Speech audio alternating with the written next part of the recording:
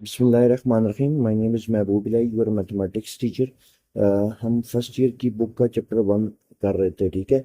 इससे पहले lecture number 6 में 1.3 के कुछ क्वेश्चंस हमने सॉल्व किए थे। अब आज इस लेक्चर में 1.3 के रिमेनिंग क्वेश्चंस को हम क्या करेंगे, कंप्लीट करेंगे। क्लियर। अब ना जो रिमेनिंग क्वेश्चंस है ना, उनको कंप्लीट करने के लिए ना एक टॉपिक है, उसका कॉन्सेप्ट क्लियर होना बहुत जरूरी है। कहते हैं कम्प्लेक्स पॉलिनोमियल को ना हम क्या लिख सकते हैं, as a product of linear factors लिखा जा सकता है। क्लियर। दोबारा सुननी है ये बात कि कम्प्लेक्स पॉलिनोमियल को, और कम्प्लेक्स पॉलिनोमियल होता क्या है, इस लेक्चर के इस चैप्टर के स्टार्ट में मैं आपको एक्सप्लेन कर चुका हूँ, ठीक है। तो कहता है किसी भी कम्प्लेक्स पॉलिनोमियल को हम क्या कर सकते हैं, as a product of linear factor लिखा जा सकता है। कहता है कोई भी कम्प्लेक्स पॉलिनोमियल हो, उसकी अगर आपके पास कितनी डिग्री हो, एन अगर आपके पास उसकी डिग्री है, क्लियर, तो उसको फैक्टराइज किया जा सकता है। किस में? कांस्टेंट ए में और लीनियर फैक्टर्स में, एन लीनियर फैक्टर्स में। क्लियर। ओवर सी। अब इस बात का क्या मतलब है ओवर सी का? पहले तो जो पिछला कॉन्सेप्ट है उसको क्लियर करो कि अगर आपके पास कोई भी कम्प्लेक्स पॉलिनोमियल है, उसको कंप्लीटली फैक्टराइज किया जा सकता है किस में? कांस्टेंट ए में और एन लीनियर फैक्टर्स में। ओवर सी। ओवर सी का क्या मतलब है कि कोई भी अगर आपके पास कम्प्लेक्स पॉलिनोमियल है तो जो उसके रूट्स निकलेंगे वो कम्प्लेक्स होंगे। आपने कई जगह पे देखा होगा कि ओवर आर लिखा होता है। ओवर आर का मतलब होता है कि उसमें रियल भी आ सकते हैं और कम्प्लेक्स भी आ सकते हैं। लेकिन ओवर सी का क्या मतलब है कि जो हमारे पास रूट्स निकलेंगे, बेसिकली ये सेट ऑफ कम्प्लेक्स नंबर आएगा, जो आपके पास रूट्स निकलेंगे वो क्या होंगे, कम्प्लेक्स नंबर ही होंगे। क्लियर होगी बात। अब ये इसकी जर्नल फॉर्म है, P of Z is equal to A into Z minus Z one into Z minus Z two up to so on Z minus Z N. अब इसको भी बच्चों के लिए ना समझना थोड़ा सा मुश्किल होता है, तो मैं आपको ना इसको एग्जाम्पल के साथ समझाऊंगा, ठीक है। बहरहाल अभी ये पहले जहन में रखो कि जेड वन, जेड टू और Z three up to Z N, ये आपके पास क्या होते हैं, कम्प्लेक्स रूट्स कहलाते हैं। क्लियर। और अगर इनको पॉलिनोमियल में पुट किया जाए तो आपके पास रिजल्ट क्या आता है, जीरो आता है। क्लियर होगी बात। तो अभी इस बात को एक दफा फिर मैं ओवरव्यू दे देता हूँ। अगर आपके पास कम्प्लेक्स पॉलिनोमियल है डिग्री एन का, उसको फैक्टराइज किया जा सकता है किस में, कांस्टेंट ए में और एन लीनियर फैक्टर्स में, ओवर सी। और इसकी जर्नल फॉर्म क्या है, P of Z is equal to A Z minus Z one into Z minus Z two up to so on Z minus Z N, और Z one Z two up to Z N. ये आपके पास क्या होते हैं, complex roots होते हैं polynomial को। और इनको अगर हम पॉलिनोमियल में पुट करें तो रिजल्ट आपके पास क्या आएगा, जीरो। अब ना इस चीज को समझना है आपने, ये जो जर्नल फॉर्म मैंने लिखी हुई है ना, इसकी मैं आपको एक एग्जांपल देता हूँ, उससे आपका ना कॉन्सेप्ट मजीद क्लियर हो जाएगा। दो एग्जांपल्स मैं आपको यहाँ पे ऐड करके देता हूँ। फर्स्ट करो, मेरे पास एक कम्प्लेक्स पॉलिनोमियल है P of Z is equal to Z square plus one, ठीक है। अब ना इसके रूट्स क्या क्या निकलेंगे ये तो आपको पता ही है। रूट्स क्या निकलेंगे, एक आपके पास जेड की वैल्यू आ जाएगी प्लस आयोटा, एक आपके पास क्या आ गया, प्लस आयोटा, और एक जेड की वैल्यू आपके पास आ जाएगी माइनस एक, ये प्लस आयोटा, और एक जेड की वैल्यू आपके पास आ गई है माइनस आयोटा। क्लियर। अब हम इसको देखते हैं कि प्रोडक्ट ऑफ लीनियर फैक्टर लिखा जा सकता है कि नहीं लिखा जा सकता है। इधर देखना है, P of Z equal to, कैसे इसको फैक्टर्स में लिखूंगा, ये तो रूट्स है ना, ये जो दोनों निकले हैं ये आपके पास क्या कहलाएंगे, रूट्स। ऐसा ही है। अगर इनको मैं फैक्टर्स की शक्ल में लिखना चाहूं तो इधर मैं आपके लिए मेंशन कर देता हूं, फैक्टर्स आर क्या क्या बनेंगे, एक बन जाएगा जेड माइनस आयोटा और एक जेड प्लस आयोटा। क्लियर। तो हमने क्या पढ़ा था कि हम किसी भी कम्प्लेक्स पॉलिनोमियल को प्रोडक्ट ऑफ लीनियर फैक्टर्स लिख सकते हैं। तो ये क्या बन जाएगा, Z minus iota into Z plus iota. Clear. अब आप ये सोच रहे होगे, देखो इसकी डिग्री 2 थी तो आपके पास दो रूट्स निकल आए, उतने ही आपने फैक्टर्स बना लिए। अब आप ये सोच रहे हैं कि सर ए किधर गया, तो इस केस में आपके पास ए क्या है, 1 है, और ये जो ए होगा जो आपके पास कम्प्लेक्स पॉलिनोमियल है उसका ये लीडिंग कोफिशिएंट होगा। ये देखें यहाँ पे जेड स्क्वायर का कोफिशिएंट आपके पास क्या है, 1। अब एक और एग्जांपल मैं यहाँ पे ऐड करता हूँ ताकि ना आपका कॉन्सेप्ट प्रॉपर क्लियर हो जाए, ठीक है। एक और एग्जांपल हम लिखते हैं, ऐड करते हैं ताकि ना आपको ये ए वाला कॉन्सेप्ट अच्छे से क्लियर हो जाए। एग्जांपल मैं लेता हूँ, P of Z equal to 2z square plus 3z plus 1। अब ना इसके मैं फैक्टर्स बना लेता हूँ। आपको पता है इसके फैक्टर क्या बनेंगे, 2z, मतलब ये तो बिल्कुल बेसिक सा मैथ है जो आपको आना चाहिए। मैं इसके फैक्टर्स डायरेक्ट लिखने लगा हूँ। P of Z is equal to, तो ये बनता है 2z plus 1 into Z plus 1। Clear होगी बात। अब फिर आप सोच रहे हैं कि सर ए किधर है, इसमें से जरा, इसमें से आप 2 कॉमन लो। 2 कॉमन लिया तो यहाँ पे क्या बच गया, जेड प्लस, और इसके साथ 2 नहीं था तो इसके नीचे जाके क्या हो जाएगा, डिवाइड। तो ये लो, ये आपके पास जर्नल फॉर्म बनी कि नहीं। तो जरा देखो ए की वैल्यू क्या है यहाँ पे, ये 2 है। और जरा गौर करो, मैंने अभी पिछली एग्जांपल में या उससे ऊपर मैंने क्या समझाया था, ए आपके पास क्या होगा, जो मैक्सिमम डिग्री है उसका जो कोफिशिएंट है आपके पास, वो आपके पास क्या कहलाएगा, ए कहलाएगा। तो ये देखो, ए जेड प्लस, ये फर्स्ट करो z1 आ गया और z प्लस ये z2 आ गया। तो अब कॉन्सेप्ट क्लियर हुआ कि किसी भी कम्प्लेक्स पॉलिनोमियल को कैसे हम लिख सकते हैं, प्रोडक्ट ऑफ लीनियर फैक्टर्स, ठीक है। तो जर्नल फॉर्म अब याद होगी आपको, P of Z is equal to A into Z minus z1, Z minus z2, Z minus z3 up to so on, और जेड माइनस zn। क्लियर यहां तक, कोई कंफ्यूजन। अब जो रिमेनिंग क्वेश्चन है इस एक्सरसाइज के, वो सारे इसी कॉन्सेप्ट के ऊपर बेस करते हैं। तो अब हम उसको सॉल्व करना शुरू करते हैं, ठीक है। क्वेश्चन 6 कहता है find a polynomial P of G. कहता है आपने क्या फाइंड करना है, एक पॉलिनोमियल फाइंड करना है पी ऑफ जी। क्लियर होगी बात। जिसकी डिग्री कितनी है, 3 है, और जिसके जीरोस दे दिए हैं 3, एक आपके पास गिवन है, एक आपके पास -2 आयोटा गिवन है, और एक आपके पास गिवन है 2 आयोटा। ये वो वैल्यूज हैं जिन पे आपका पॉलिनोमियल जीरो हो जाता है। क्लियर होगी बात। पॉलिनोमियल की वैल्यू क्या हो जाती है, जीरो। अब कुछ और डेटा भी आपके पास गिवन है, और वो डेटा क्या है कि पी ऑफ 1 किसके बराबर है, 20 के बराबर है। खैर इसको हम बाद में इस्तेमाल करेंगे। तो इस क्वेश्चन में हमारा जो ऑब्जेक्टिव है वो क्या है कि हमने एक पॉलिनोमियल फाइंड करना है जिसकी डिग्री 3 है। जिसकी डिग्री आपके पास कितनी है, 3 है। तो स्टार्ट करते हैं, हम लेट कर लेते हैं, let the required polynomial, let the required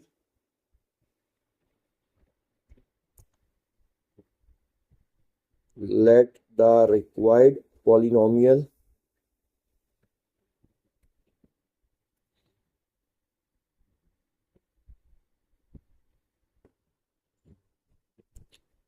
is p of z। Okay हो गया। क्योंकि हमने अपना पॉलिनोमियल फाइंड करना है पी ऑफ जेड, तो हमने उसको लेट कर लिया कि ये हमारे पास पॉलिनोमियल है।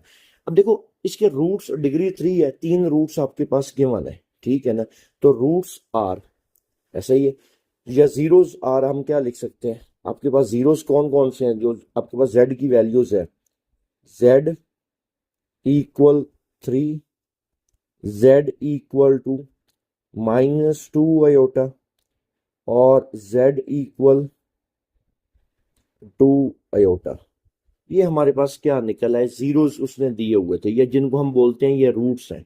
क्लियर होगी बात। अब अगर इनको मैं फैक्टर्स की शक्ल में लिखूं तो फैक्टर्स में कैसे लिखा जाएगा, फैक्टर्स आर, क्या बनेगा बेटा, z -3, z प्लस 2 आयोटा, और z -2 आयोटा। ये हमारे पास क्या आ गया, फैक्टर्स। तो अभी जो मैंने आपको इस लेक्चर के स्टार्ट में थ्योरम पढ़ाया था कि हम कैसे लिख सकते हैं किसी भी कम्प्लेक्स पॉलिनोमियल को, तो वो क्या था, p of z equal A Z minus Z1 Z minus Z2, sorry Z minus यहाँ पे मैंने लिखना है Z2, Z माइनस Z2 और Z माइनस Z3।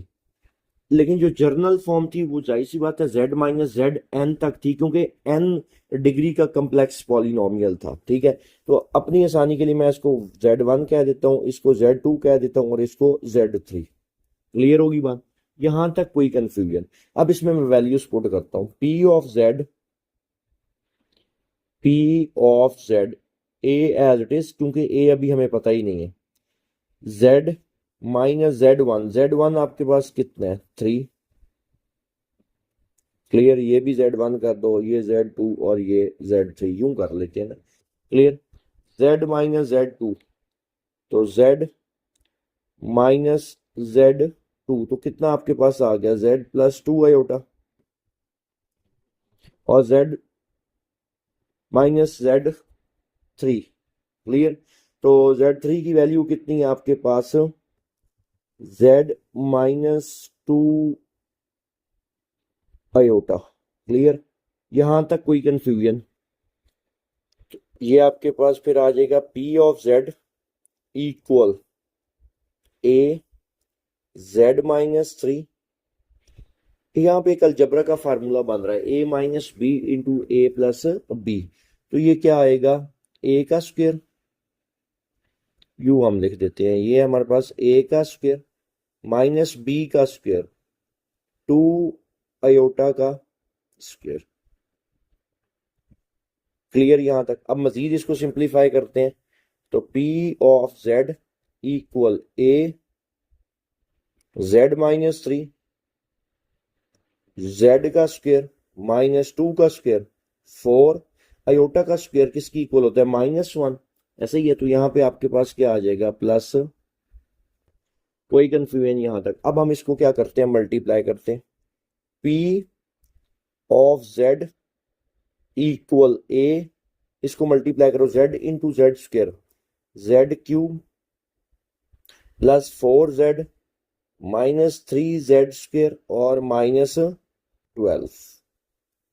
क्लियर, थोड़ा सा अरेंज करते हैं हम इसको। P of Z equal A Z का क्यूब माइनस 3Z का square plus 4Z minus 12। Clear, अब कुछ डेटा ना आपके पास और भी गिवन था, वो आपके पास डेटा क्या गिवन था इधर देखना है। वो आपके पास जो गिवन था ना data, given that,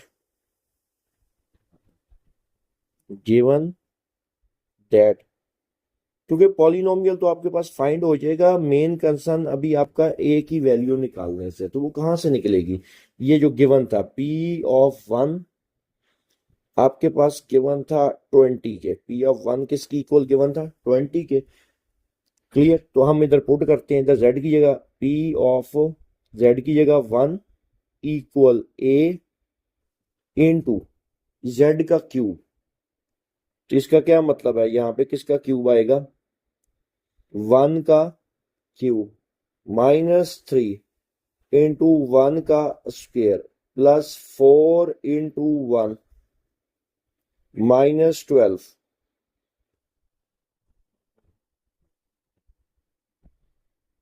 P of 1 की वैल्यू कितनी है, ये गिवन है। P ऑफ 1 की वैल्यू आपके क्वेश्चन में गिवन थी, कितनी आ गई बेटा 20 इक्वल A 1 का cube 1 minus 3 plus 4 minus 12। Cancel क्या क्या हो रहा है 20 इक्वल A 4 प्लस 1 5 5 माइनस 3 2, ये टोटल कितना आ जाएगा, इसको सिंप्लीफाई कर लेते हैं। 4 प्लस 1 5 5 माइनस 3 आपके पास कितना आ गया 2 2 माइनस आपके पास 12 माइनस 10। तो this implies that A is equal to -2। A की वैल्यू आपने क्या कर ली, निकाल ली। क्लियर, तो इसको मैं नाम दे देता हूं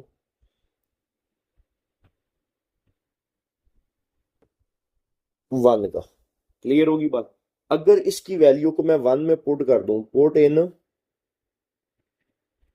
1, तो हमारे पास हमारा रिक्वायर्ड पॉलिनोमियल आ जाएगा कि नहीं आ जाएगा। ठीक होगी बात। मैं अगले पेज पे नहीं जाता, इधर ही ना आपको फाइंड करके दे देता हूँ आपका जो रिक्वायर्ड पॉलिनोमियल है। अब इसको 1 में हम पुट करते हैं, तो 1 में पुट करो क्या बनेगा, पी ऑफ जेड इक्वल, ए की वैल्यू क्या है -2, और आगे क्या आ जाएगा, जेड का cube -3z² plus 4z -12। Clear होगी बात। इसको अंदर मल्टीप्लाई कर लो बस, P of Z is equal to -2z³ plus 3 2s आर 6z का स्क्वायर -4 2s आर 8z और 12 2s आर 24। तो ये आपके पास आपका रिक्वायर्ड पॉलिनोमियल आ गया डिग्री 3 का, जिसका लीडिंग कोफिशिएंट क्या है, -2 है। ठीक है, तो ये हमारे पास क्या आ गया, which is the required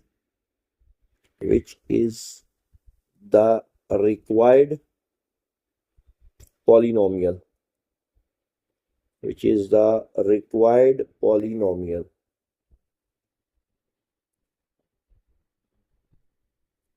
clear होगी बात, कोई कंफ्यूजन इस क्वेश्चन में। अगले दोनों क्वेश्चन भी सेम है। अब चलते हैं क्वेश्चन नंबर 7 की तरफ, फिर क्वेश्चन 8 को सॉल्व करेंगे हम। ठीक है, क्वेश्चन 7 कहता है फाइंड अ पॉलिनोमियल, कहता है आपने पॉलिनोमियल फाइंड करना है P of G, same question 6 की तरह। क्लियर होगी बात। कहता है लेकिन इसकी डिग्री कितनी है, 4। इससे पहले वाला जो क्वेश्चन किया उसमें डिग्री आपके पास कितनी थी, 3।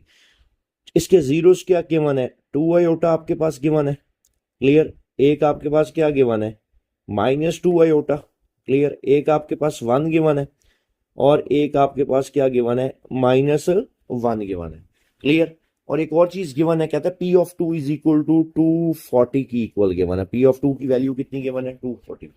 तो अब हमारे पास जो डेटा है, डिग्री 4 गिवन है, उसके जीरोस गिवन है, और एक और डेटा है पी ऑफ 2 की वैल्यू गिवन है। तो हमने अपना रिक्वायर्ड पॉलिनोमियल फाइंड करना है। ठीक है, तो लेट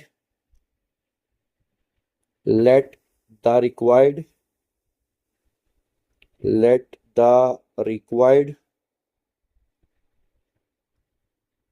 polynomial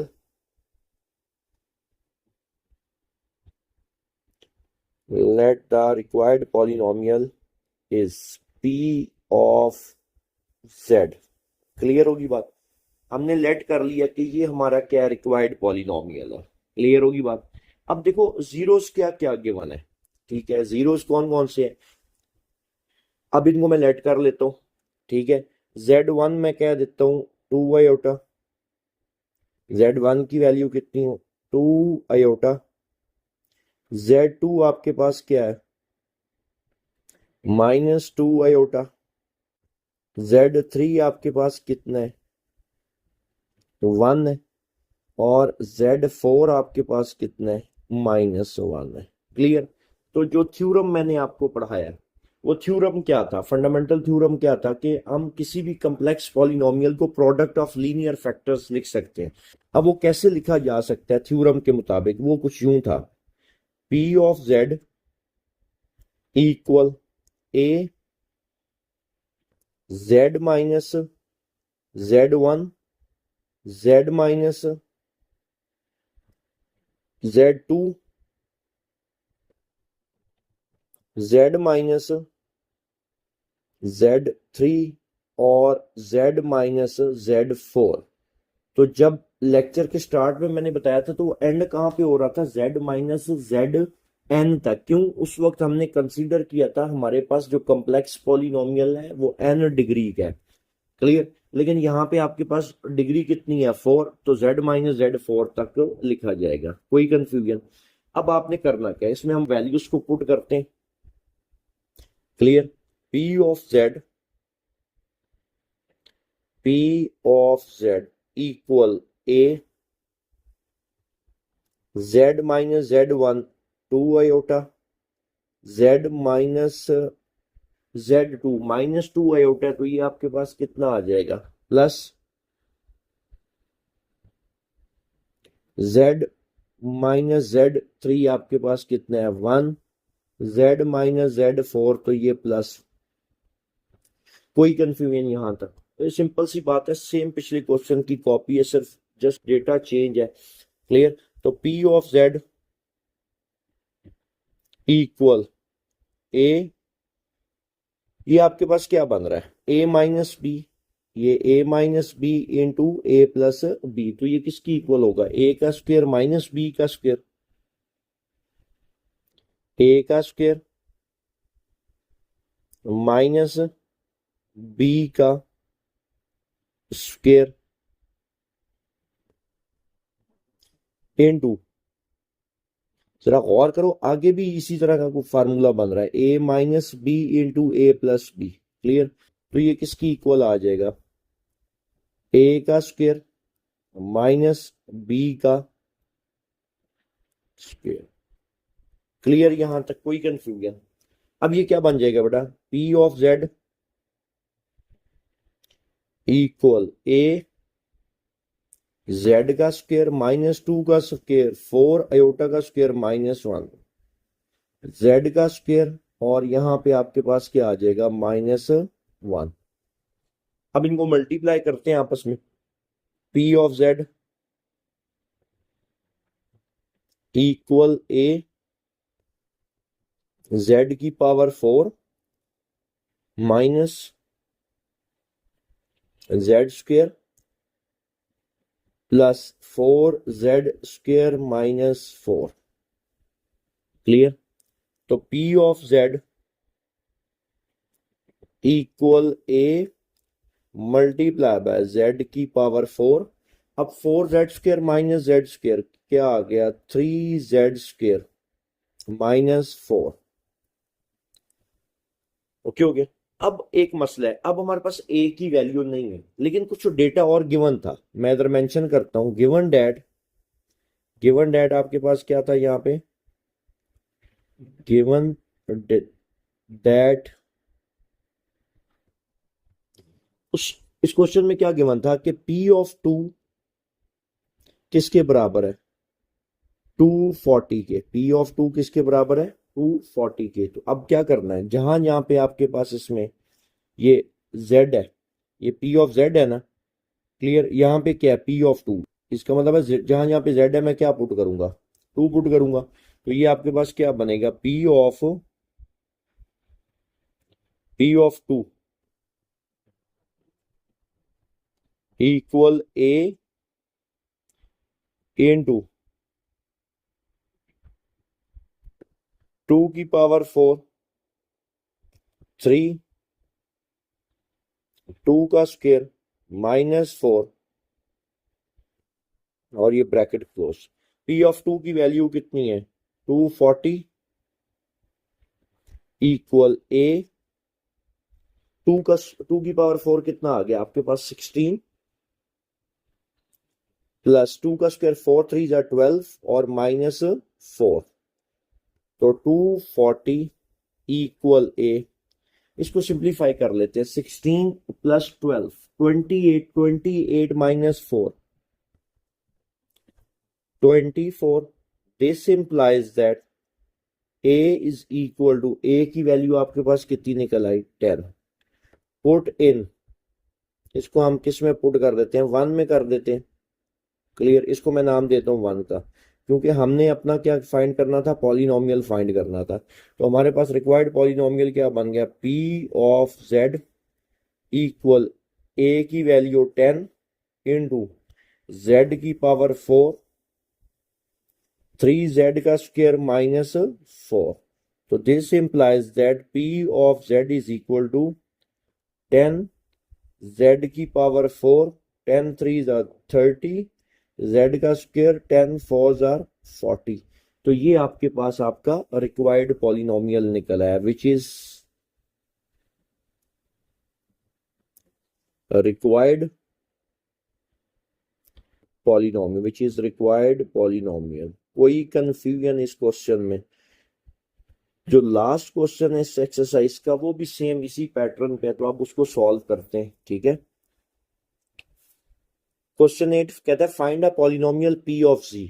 कहता है आपने क्या फाइंड करना है, एक polynomial P of G find करना है। क्लियर होगी बात। जिसकी डिग्री आपके पास कितनी है, 4 है, और रूट्स आपके पास क्या क्या गिवन है, एक 4 है, एक आपके पास क्या है -4 है, एक आपके पास 1 प्लस आयोटा है, और एक आपके पास क्या है 1 माइनस आयोटा। और ये डेटा भी गिवन है कि पी ऑफ जेड किसकी इक्वल है 72। तो आपको पता है ये वाला डेटा जो पिछले क्वेश्चंस में दो में हमने किया है, ए की वैल्यू निकालने के काम आता है, ठीक है। तो अब हम स्टार्ट करते हैं इस क्वेश्चन को, सेम वही पैटर्न। अब हम लेट कर लेंगे, let the required let the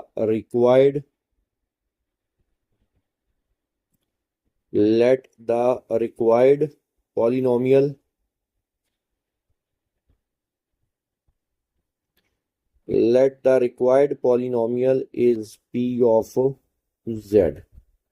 clear. अब आपके पास जीरोस क्या क्या है, z1 की वैल्यू 4, z2 की value -4, z3 1 plus iota,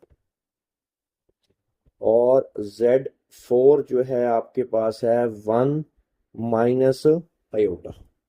clear होगी बात। अब फंडामेंटल थ्योरम क्या कहता था कि कैसे लिखा जा सकता है लीनियर फैक्टर्स में। आपको पता है P of Z equal A Z minus z1 Z minus z2 Z minus z3 और जेड माइनस कहां तक आएगा, z4 तक आएगा। क्लियर होगी बात।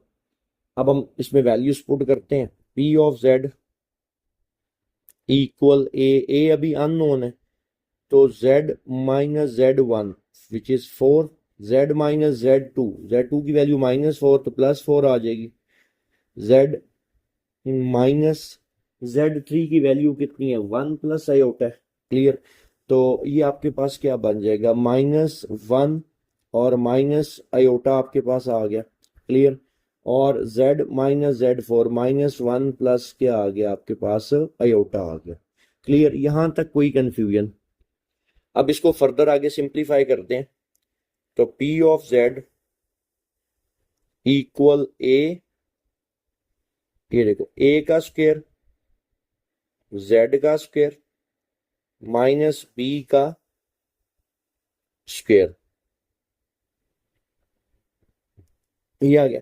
अब देखो यहाँ पे भी अलजेब्रा का फार्मूला बन रहा है, ये आपके पास a माइनस बी, ए ये प्लस, और ये क्या आ गया b। तो इसको मैं क्या लिख सकता हूँ, a का स्क्वायर माइनस b का स्क्वायर, मतलब z -1 का स्क्वायर माइनस b का square.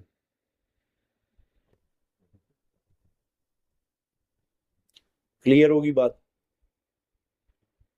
P of Z equal A into Z square, 4 का स्क्वायर 16 आ गया। क्लियर। अब इसको हमने ना मजीद फर्दर क्या करना है, सिंप्लीफाई करना है, ठीक होगी बात। तो ए इसका होल स्क्वायर ओपन हम कर लेते हैं, क्या बन जाएगा a का स्क्वायर प्लस b का square -2z minus iota square -1, तो क्या आ जाएगा यहाँ पे, क्या आ गया आपके पास +1 आ गया। क्लियर। तो P of Z is equal to A Z square -16 Z square -2Z plus 2। Clear. अब इन दोनों को हम क्या कर लेते हैं, मल्टीप्लाई करते हैं पहले। P of Z equal A Z की power 4 -2Z3 plus 2Z square -16Z square plus 32Z और -32। P of Z equal A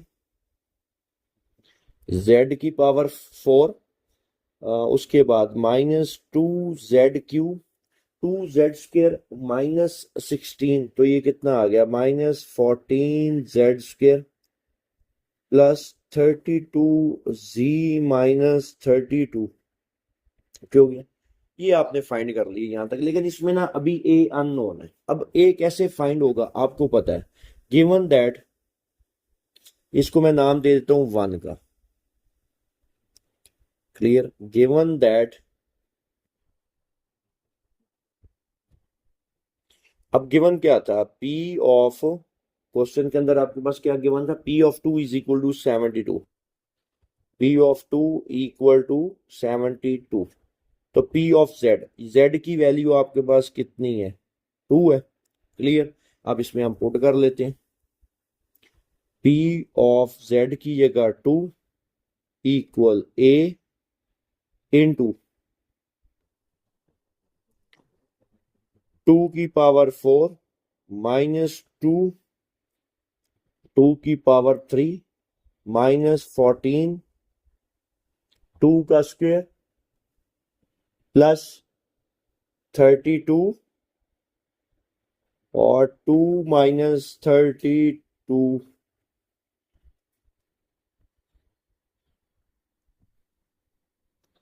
p of 2। अब p ऑफ 2 की वैल्यू आपके पास कितनी है, इधर 72 आ गया, a 2 की पावर 4 16 माइनस 2 की पावर 3 8, इसको सिंप्लीफाई करते हैं, 2 की power 3 8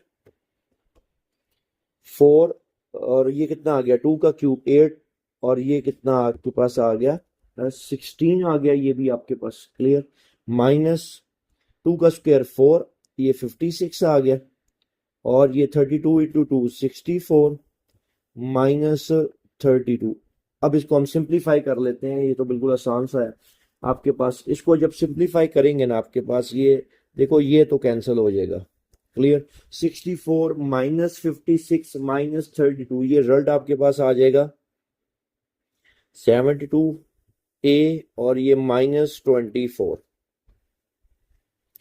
this implies that a is equal to -3, clear, put in 1, put in 1, तो पुट करो इसको 1 में, तो p of z equal to -3 z की पावर 4 माइनस 2 z की पावर 3 14 z का square plus 32z minus 32, okay हो गया। अब इसको मल्टीप्लाई करते हैं, p of z equal -3z की power 4 plus 3 2 jar 6z cube और प्लस 14 मल्टीप्लाई बाय 3 42 z का स्क्वायर माइनस, और ये कितना आ गया 96z,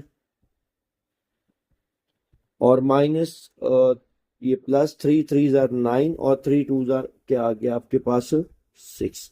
तो ये आपके पास आपका रिक्वायर्ड पॉलिनोमियल निकल आया। तो ये थी हमारी एक्सरसाइज 1.3, जिसके जितने भी क्वेश्चंस थे उसके तमाम के तमाम पार्ट्स जो आगे फर्दर थे वो भी मैंने आपको इसमें सॉल्व करवा दिए। इंशाल्लाह अगले लेक्चर में हम एक्सरसाइज 1.4 स्टार्ट करेंगे। अल्लाह हाफिज। तब अगर आपने अभी तक चैनल को सब्सक्राइब नहीं किया तो काइंडली चैनल को सब्सक्राइब कर दें, अपने दोस्तों में, क्लास फेलोज में इसको शेयर करें, बेल आइकन को प्रेस कर दें ताकि आने वाली वीडियोस का नोटिफिकेशन आपको मिल सके। जज़ाकल्लाह, थैंक यू सो मच, अल्लाह हाफिज।